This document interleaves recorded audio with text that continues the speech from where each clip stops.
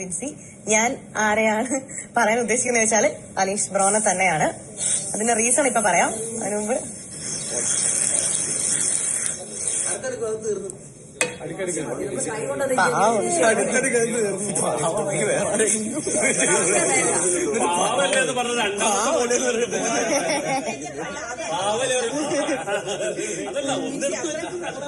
ഇല്ലില്ല, ജസ്റ്റ് വെക്കത്തേ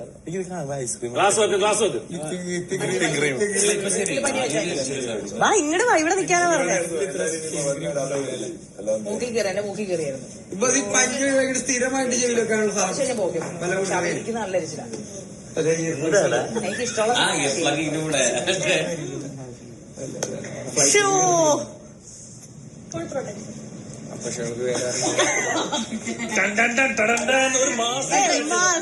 ഒരു മാസം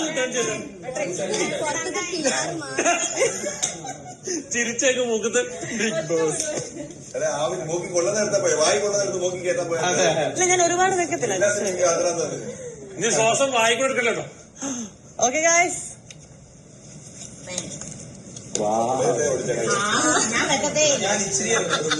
ഓക്കെ അല്ലേ? ഇനി റീസൺ പറയാം.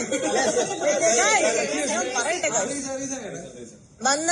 വന്നപ്പോ തൊട്ട് ചേട്ടൻ പറയാണ് ഞാൻ നിങ്ങളെ പോലൊന്നും അല്ല, ഞാനൊരു കോമണറാണ്. പുള്ളി തന്നെ ഒരു വേർതിരിവുണ്ടാക്കി. പിന്നെ അത് മാത്രമല്ല, ക്യാപ്റ്റൻ എന്ന് പറഞ്ഞാല് നമ്മള് ക്യാപ്റ്റൻ പറയുന്നത് കേൾക്കണം, അല്ലെങ്കിൽ നമ്മുടെ കാര്യങ്ങള് ക്യാപ്റ്റനോട് നമുക്ക് തുറന്ന് പറയാൻ പറ്റണം. അനീഷേട്ടൻ തന്നെയാണ് ഈ വീട്ടിൽ ഇത്രയും നേരമായിട്ട് പ്രശ്നങ്ങൾ ഉണ്ടാക്കിക്കൊണ്ടിരിക്കുന്നത്. അങ്ങനെ ഒരു ക്യാപ്റ്റനോട് നമ്മുടെ പ്രശ്നങ്ങൾ നമ്മളെങ്ങനെ തുറന്ന് പറയും? അതിനെങ്ങനെ സൊല്യൂഷൻ കിട്ടും? അണ്ടർസ്റ്റാൻഡ് ചെയ്യുന്ന ഒരാളായിരിക്കണം ക്യാപ്റ്റൻ, എങ്കിലേ ബാക്കി കാര്യങ്ങൾ മുൻപോട്ട് പോകാൻ പറ്റത്തുള്ളൂ. ചേട്ടൻ ഇത്രയും കാര്യങ്ങൾ പറഞ്ഞിട്ട് കേൾക്കാനൊരു മനസ്സോ നേരത്തെ പോലെ വിട്ടുകൊടുക്കാനൊരു മനസ്സോ ഒന്നുമില്ലാത്ത ആള് ക്യാപ്റ്റൻ ആയി കഴിഞ്ഞാൽ ശരിയാവുമെന്ന് എനിക്ക് തോന്നുന്നില്ല. അത്രേ ഉള്ളൂ.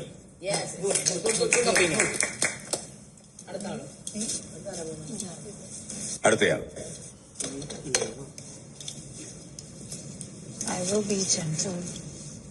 അവിടെ കൊടുത്താൽ മതി. വോട്ടം അവിടെ എടുത്തു പേര് വിളിക്കുന്ന ആള് തന്നെ വോട്ടം വെച്ചു. പറയാതിരിക്കാൻ പറ്റില്ല, കാര്യമില്ലേ?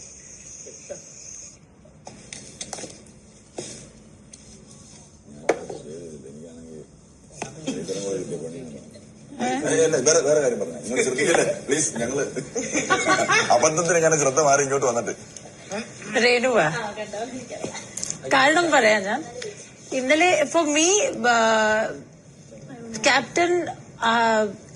ക്യാപ്റ്റൻ ആളാകാൻ പറ്റത്തില്ല. person who is not participating in the task. അല്ല, ഞാൻ ഇടത്തില്ല. ഇങ്ങോട്ട് വാ. ഞാൻ ഇടത്തില്ല. ഇല്ല, പറ എന്റെ കാരണം പറഞ്ഞോ. ഇവിടെ ഇത് ചെയ്യുന്ന കണ്ടില്ലേ? ഇങ്ങനെ പറഞ്ഞ എങ്ങനെയെങ്കിലും കേട്ടോ. അങ്ങനെ എഴുതിയിട്ടില്ല.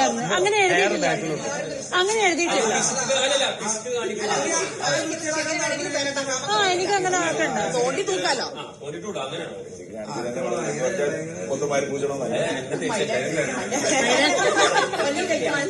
ഓക്കെ, ഇന്നലെ ടാസ്ക് ചെയ്യാൻ നേരത്ത് Renu was not at all interested in the task. അപ്പൊ ഞാൻ പറഞ്ഞ് ബാൻഡ് വേണം. ഷീസ് ലൈക്ക് എനിക്ക് വേണ്ട, ഞാൻ അല്ലേലും എടുക്കത്തില്ല. കുറെ ഡിസ്ഇൻട്രസ്റ്റഡ് ആയിരുന്നു. ഞാൻ ഓർക്കണ ക്യാപ്റ്റൻ ആകണ ആള് ടാസ്ക് നന്നായിട്ട് ചെയ്യണം. ഒരു സ്പോർട്സ്മാൻഷിപ്പ് വേണം. That's all. Okay, by.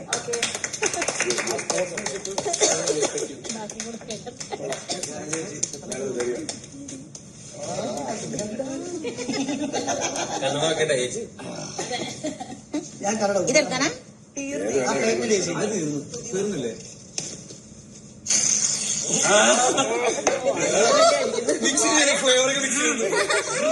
എല്ലാവരും ശ്രദ്ധിക്കുക. ഓരോ തവണയും ഫോം തേച്ച് കഴിയുമ്പോൾ ടിഷ്യൂ എടുത്ത് തുടയ്ക്കുക. ആരും എഴുന്നേറ്റ് പോകരുത്. ടിഷ്യൂ എടുത്ത് തുടച്ചാൽ മുടി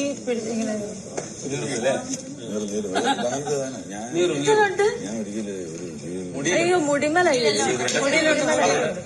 പറയട്ടെ.